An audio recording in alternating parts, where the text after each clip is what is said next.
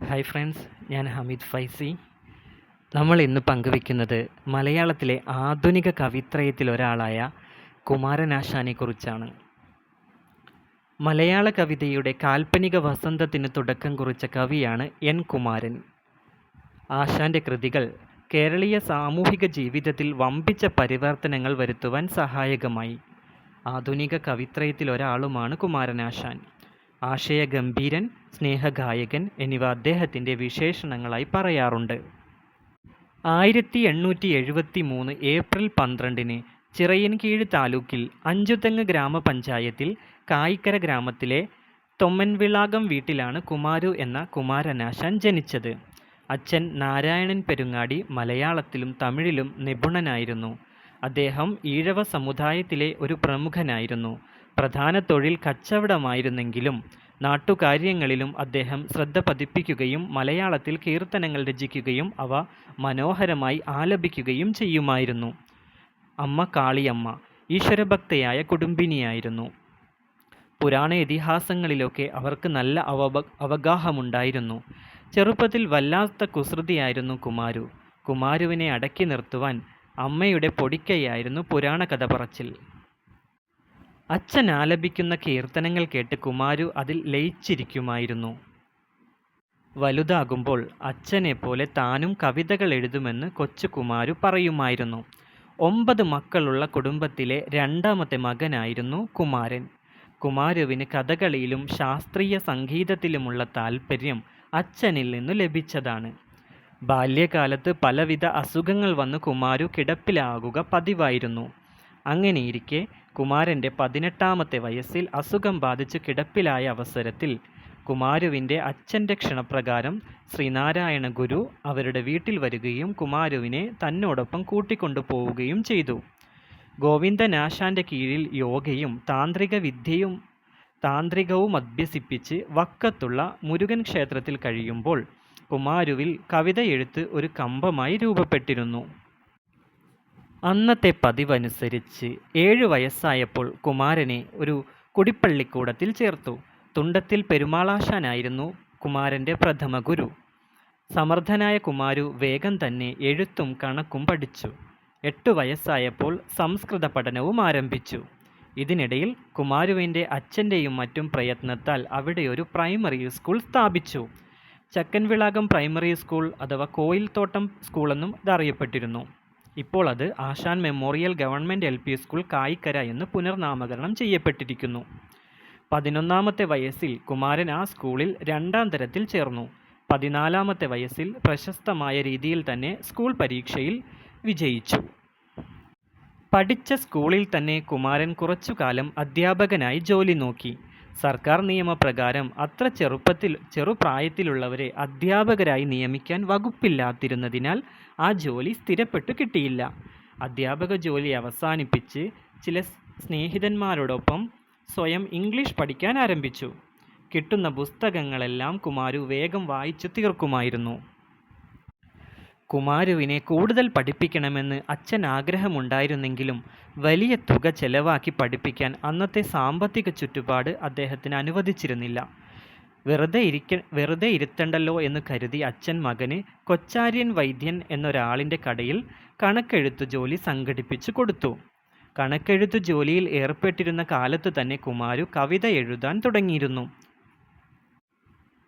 പരവൂരിലെ കേശവനാശാൻ പ്രസിദ്ധീകരിച്ചിരുന്ന സുജനാനന്ദിനി എന്ന മാസികയിൽ കുമാരൻ്റെ രചനകൾ കുമാരു N Kumaran, Kayikkara N Kumaran എന്നീ പേരുകളിലൊക്കെ പ്രസിദ്ധീകരിക്കപ്പെട്ടു തുടങ്ങി. തൻ്റെ കണക്കെഴുത്തുകാരൻ്റെ ജ്ഞാനതൃഷ്ണ മനസ്സിലാക്കിയിരുന്ന കൊച്ചാര്യൻ വൈദ്യൻ അവനെ കൂടുതൽ പഠിപ്പിക്കണമെന്ന് കുമാരുവിൻ്റെ അച്ഛനോട് നിർബന്ധമായി പറഞ്ഞു. കണക്കെഴുത്ത് ജോലി ഉപേക്ഷിച്ച് കുമാരു വീട്ടിൽ നിന്നു മാറി വല്യച്ഛൻ്റെ വീട്ടിൽ പോയി താമസിച്ചു. മണമ്പൂർ ഗോവിന്ദനാശാൻ എന്ന പ്രമുഖ പണ്ഡിതൻ്റെ വിജ്ഞാന സന്ധായിനി എന്ന പാഠശാലയിൽ കുമാരുവിനെ ചേർത്തു. പാട്ടുകളും ശ്ലോകങ്ങളും എഴുതുന്ന കാര്യത്തിൽ അന്ന് കുമാരുവിനെ വെല്ലാൻ അവിടെ ആരുമില്ലായിരുന്നു. അവിടെ പഠിച്ചിരുന്ന കാലത്തു രചിച്ച കൃതികളാണ് വള്ളി വിവാഹം, അമ്മാനപ്പാട്ട്, ഉഷാ കല്യാണം എന്നിവ. സുബ്രഹ്മണ്യ ശതകം സ്തോത്രം എന്നൊരു കൃതിയും ഇക്കാലത്ത് കുമാരു രചിച്ചു. കുമാരുവിൻ്റെ അച്ചടിക്കപ്പെട്ട ആദ്യത്തെ കൃതി അതാണെന്ന് പറയപ്പെടുന്നു. അതിൽ കൊടുങ്ങല്ലൂർ കുഞ്ഞിക്കുട്ടൻ തമ്പുരാൻ്റെ ഒരു പ്രശംസാപത്രവും ചേർത്തിരുന്നു. ശ്രീനാരായണ ഗുരുവുമായി പരിചയപ്പെട്ടത് ആശാൻ്റെ ജീവിതത്തിലെ വഴിത്തിരിവായിരുന്നു. ഒരിക്കൽ കുമാരൻ സുഖമില്ലാതെ കിടന്ന അവസരത്തിൽ അദ്ദേഹത്തിൻ്റെ അച്ഛൻ അഞ്ചുതെങ്ങ് ശ്രീ ജ്ഞാനേശ്വര ക്ഷേത്രത്തിൽ വിശ്രമിക്കുകയായിരുന്ന ശ്രീനാരായണ ഗുരുവിനെ കണ്ട് അഞ്ചുതെങ്ങ് കായിക്കരയിലെ വീട്ടിലേക്ക് വിളിച്ചുകൊണ്ടുപോയി. ആദ്യ കാഴ്ചയിൽ തന്നെ ആ മഹായോഗിയും കുമാരുവും പരസ്പരം വ്യാഖ്യാനിക്കാൻ കഴിയാത്ത ഒരാത്മീയ ബന്ധത്താൽ ആകൃഷ്ടരായി. കുമാരുവിൻ്റെ സ്തോത്ര കവിതകൾ ഗുരുവിനെ അത്യധികം ആകർഷിച്ചു. ശൃംഗാര കവിതകളുടെ രചനകളിൽ ഇനി മുഴുകരുതെന്ന് ഗുരു കുമാരുവിനെ ഉപദേശിച്ചു. ജീവിതകാലം മുഴുവൻ നീണ്ടുനിന്ന സുദൃഢമായൊരു ബന്ധത്തിൻ്റെ തുടക്കമായിരുന്നു അത്. ശ്രീനാരായണ ഗുരുവിൻ്റെ ആത്മീയ ചൈതന്യം കുമാരുവിനെ ക്രമേണ യോഗിയും വേദാന്തിയുമാക്കി. കുറച്ചുകാലം അഞ്ചുതെങ്ങ് കായിക്കരയിലെ ശ്രീ സുബ്രഹ്മണ്യ സ്വാമി ക്ഷേത്രത്തിൽ പൂജാരിയായി. ഉദ്ദേശം 20 വയസ്സ് പ്രായമായപ്പോൾ കുമാരു വക്കം സുബ്രഹ്മണ്യ ക്ഷേത്രത്തിൽ ചെന്നുകൂടി അന്തേവാസിയായി. മതഗ്രന്ഥ പാരായണത്തിലും യോഗാസനത്തിലും ധ്യാനത്തിലും മുഴുകി. അക്കാലത്ത് അദ്ദേഹം ക്ഷേത്ര പരിസരത്ത് ഒരു സംസ്കൃത പാഠശാല ആരംഭിച്ചു. സംസ്കൃതം പഠിപ്പിച്ചു തുടങ്ങിയതോടെ നാട്ടുകാർ അദ്ദേഹത്തെ കുമാരനാശാൻ എന്ന് വിളിച്ചു തുടങ്ങി. ശ്രീനാരായണ ഗുരുദേവൻ തന്നെ അദ്ദേഹത്തിൻ്റെ ശിഷ്യനായ കുമാരനാശാനെ ഉപരിപഠനത്തിനയക്കാൻ തീരുമാനിച്ചു. അതിനായി ബാംഗ്ലൂരുവിൽ ജോലി നോക്കിയിരുന്ന ഡോക്ടർ പൽപ്പുവിനെ ചുമതലപ്പെടുത്തി. 24-ാമത്തെ വയസ്സിൽ ഉന്നത വിദ്യാഭ്യാസത്തിനായി കുമാരനാശാൻ ബാംഗ്ലൂരിലേക്ക് പോയി. അവിടെ ശ്രീ ചാമരാജേന്ദ്ര സംസ്കൃത കോളേജിൽ ചേർന്നു. ആ കോളേജ് ഇപ്പോഴും ബാംഗ്ലൂരിലുണ്ട്. 3 വർഷത്തോളം അദ്ദേഹം ബാംഗ്ലൂരിൽ പഠിച്ചു. തുടർന്ന് ഡോക്ടർ പൽപ്പുവിൻ്റെ പരിശ്രമഫലമായി 1898 ആശാന് കൊൽക്കത്തയിലെ സംസ്കൃത കോളേജിൽ പ്രവേശനം ലഭിച്ചു. 25 വയസ്സ് മുതൽ 27 വയസ്സ് വരെ കൊൽക്കത്തയിൽ അദ്ദേഹം പഠിച്ചു. ന്യായശാസ്ത്രം, ദർശനം, വ്യാകരണം, കാവ്യം എന്നിവയും അതിനു പുറമെ ഇംഗ്ലീഷും അക്കാലത്ത് അദ്ദേഹം അഭ്യസിച്ചു. ഡോക്ടർ പൽപ്പുവാണ് ആശാൻ്റെ വിദ്യാഭ്യാസത്തിന് വേണ്ട സഹായങ്ങളെല്ലാം ചെയ്തു കൊടുത്തത്. ശ്രീനാരായണ ഗുരുദേവൻ്റെ ആജ്ഞാനുസാരം കൊൽക്കത്തയിലെ വിദ്യാഭ്യാസം അവസാനിപ്പിച്ച് കുമാരനാശാൻ അരുവിപ്പുറത്തു മടങ്ങിയെത്തി. അരുവിപ്പുറത്തെ താമസത്തിനിടയ്ക്ക് അദ്ദേഹം മൃത്യുഞ്ജയം, വിചിത്ര വിജയം തുടങ്ങിയ നാടകങ്ങളും ശിവസ്തോത്രമാല തുടങ്ങിയ കവിതകളും രചിച്ചു. നന്നായില്ലെന്ന കാരണത്താൽ വിചിത്ര വിജയം പ്രസിദ്ധീകരിച്ചില്ല. 3 വർഷത്തോളം ആശാൻ അരുവിപ്പുറത്തെ ആശ്രമത്തിൽ കഴിഞ്ഞു. അപ്പോഴേക്കും അദ്ദേഹത്തിന് 30 വയസ്സായിരുന്നു. ഈ കാലഘട്ടത്തിലാണ് മറ്റൊരു സംഭവം നടന്നത്. ശ്രീനാരായണ ഗുരുവും ഡോക്ടർ പൽപ്പുവും മുൻകൈയെടുത്ത് 1903 ജൂൺ 4 SNDP യോഗം സ്ഥാപിതമായി. യോഗത്തിൻ്റെ സംഘടനാപരമായ ചുമതലകൾ ശ്രീനാരായണ ഗുരു തിരഞ്ഞെടുത്തത് പ്രിയ ശിഷ്യനായ കുമാരനാശാനെ ആയിരുന്നു. അങ്ങനെ 1903 കുമാരനാശാൻ ആദ്യ യോഗം സെക്രട്ടറിയായി. ഏതാണ്ട് 16 വർഷക്കാലം അദ്ദേഹം ആ ചുമതല നിർവഹിച്ചു. 1904 അദ്ദേഹം SNDP യോഗത്തിൻ്റെ മുഖപത്രമായ വിവേകോദയം മാസിക ആരംഭിച്ചു. SNDP യോഗം സെക്രട്ടറി എന്ന നിലയ്ക്ക് കേരളത്തിലെ പിന്നോക്ക സമുദായങ്ങളുടെ പുരോഗതിക്ക് വേണ്ടി കുമാരനാശാൻ വഹിച്ച പങ്ക് നിസ്തുലമാണ്. അദ്ദേഹം സ്വപ്നജീവിയായ ഒരു കവിയായിരുന്നില്ല. സാമൂഹിക യാഥാർത്ഥ്യങ്ങളുമായി നിരന്തരം ഇടപഴകിക്കൊണ്ടും അവയെ മാറ്റി തീർക്കാനുള്ള പരിശ്രമങ്ങളിൽ ഏർപ്പെട്ടുകൊണ്ടുമാണ് അദ്ദേഹം ജീവിച്ചത്. ആശാൻ്റെ കവിതകൾക്ക് അസാധാരണമായ ശക്തിവിശേഷം പ്രദാനം ചെയ്തത് ഈ സാമൂഹിക ബോധമാണ്. 1907 ഡിസംബറിലാണ് കുമാരനാശാൻ വീണപ്പൂവ് മിതവാദി പത്രത്തിൽ പ്രസിദ്ധീകരിച്ചത്. മലയാള കാവ്യാന്തരീക്ഷത്തിൽ തികച്ചും നൂതനമായൊരു അനുഭവമായിരുന്നു വീണപ്പൂവ് എന്ന ഖണ്ഡകാവ്യം. അസുഖം പിടിപെട്ട് ആലുവയിലെ വീട്ടിൽ കിടപ്പിലായിരുന്ന ശ്രീനാരായണ ഗുരുവിൻ്റെ അവസ്ഥയിൽ നിന്നാണ് വീണപ്പൂവിൻ്റെ ആദ്യ വരികൾ രൂപം കൊണ്ടതെന്ന് കരുതപ്പെടുന്നു. ഹാ പുഷ്പമേ അധിക തുംഗപദത്തിലെത്ര ശോഭിച്ചിരുന്നിതൊരു രാജ്ഞി കണക്കെ നീ.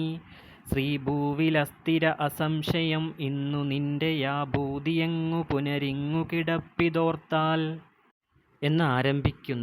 എന്നാരംഭിക്കുന്ന വീണപൂവിൽ പൂവിൻ്റെ ജനനം മുതൽ മരണം വരെയുള്ള അതിസൂക്ഷ്മമായ ഘട്ടങ്ങൾ മനുഷ്യജീവിതത്തിൻ്റെ നൈമിഷികതയെ ഓർമ്മിപ്പിച്ചുകൊണ്ട് കേവലം 41 ശ്ലോകങ്ങളിലൂടെ ഹൃദയസ്പർശിയാം വിധം ചിത്രീകരിച്ചിരിക്കുന്നു.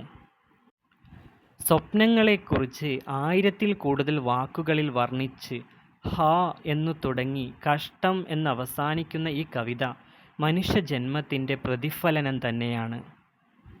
സുന്ദരമായൊരു പുഷ്പം കൊഴിഞ്ഞു തറയിൽ വീണു കിടക്കുന്നത് കണ്ടപ്പോഴുണ്ടാകുന്ന വിഷാദത്തിൽ നിന്ന് ഉടലെടുത്തതാണ് ഈ കവിത. സാധാരണ മനുഷ്യർ കൊഴിഞ്ഞു കിടക്കുന്ന പുഷ്പങ്ങൾ കാണുമ്പോൾ ഒരു നിമിഷം നോക്കിയേക്കാം, പിന്നെ നടന്നകലും. അതിനെ ഇത്രയധികം ഭാവന ചാർത്തി വർണ്ണിക്കാൻ മഹാകവികൾക്കേ സാധ്യമാകൂ. അതിനുശേഷം ആശാൻ രചിച്ച സുപ്രധാന ഖണ്ഡകാവ്യങ്ങളിൽ ആദ്യത്തേത് നളിനി അഥവാ ഒരു സ്നേഹമായിരുന്നു. 44-ാം വയസ്സിലായിരുന്നു കുമാരനാശാൻ്റെ വിവാഹം. ഭാര്യയുടെ പേര് ഭാനുമതി അമ്മ എന്നായിരുന്നു. അവർ 1976-ൽ അന്തരിച്ചു. 1921-ൽ 4 പങ്കാളികളോടുകൂടെ ആലുവയ്ക്കടുത്തുള്ള പെരിയാറിൻ്റെ കൈവഴിയോരത്ത് ചെങ്ങമനാട് എന്ന സ്ഥലത്ത് യൂണിയൻ ടൈൽ വർക്ക്സ് എന്ന കമ്പനി തുടങ്ങി. 2003-ൽ ഈ സ്ഥാപനം അടച്ചുപൂട്ടി. അസംസ്കൃത വസ്തുവായ കളിമണ്ണിൻ്റെ ലഭ്യതക്കുറവാണ് കമ്പനി പൂട്ടാൻ ഒരു കാരണം. ശാരദ ബുക്ക് ഡെപ്പോ എന്ന പുസ്തക പ്രസിദ്ധീകരണ സ്ഥാപനവും കുമാരനാശാൻ നടത്തിയിരുന്നു. ആദ്യം ഫാക്ടറി തുടങ്ങാൻ ആലുവ കൊട്ടാരത്തിനോട് ചേർന്ന സ്ഥലമാണ് വാങ്ങിയിരുന്നത്. എന്നാൽ കളിമണ്ണ് കൊണ്ട് കൊട്ടാരക്കടവ് വൃത്തികേടാവുമെന്നതിനാൽ ആ സ്ഥലത്തു ഫാക്ടറി തുടങ്ങിയില്ല. ആ സ്ഥലമാണ് പിന്നീട് അദ്വൈതാശ്രമം തുടങ്ങുന്നതിന് ശ്രീനാരായണ ഗുരുവിന് സമർപ്പിച്ചത്. മലയാള കവിതാലോകത്തു നിറസാന്നിധ്യമായി നിറഞ്ഞു നിൽക്കുന്ന കാലത്താണ് 1924 ജനുവരി 16-ന് വെളുപ്പിന് 3 മണിക്ക് പല്ലനയാറ്റിൽ Travancore and Cochin motor service വക റെഡീമർ എന്നു പേരുള്ള ഒരു ബോട്ട് മറിഞ്ഞുണ്ടായ അപകടത്തിൽ കുമാരനാശാൻ അന്തരിച്ചത്. 51 വയസ്സായിരുന്നു അപ്പോൾ അദ്ദേഹത്തിനുണ്ടായിരുന്നത്. തിരുവനന്തപുരം ജില്ലയിൽ തോന്നയ്ക്കൽ ആശാൻ താമസിച്ചിരുന്ന വീട് ഇന്ന് അദ്ദേഹത്തിൻ്റെ ഓർമ്മയ്ക്കായി സ്ഥാപിച്ച മഹാകവി കുമാരനാശാൻ സ്മാരകത്തിൻ്റെ ഭാഗമാണ്.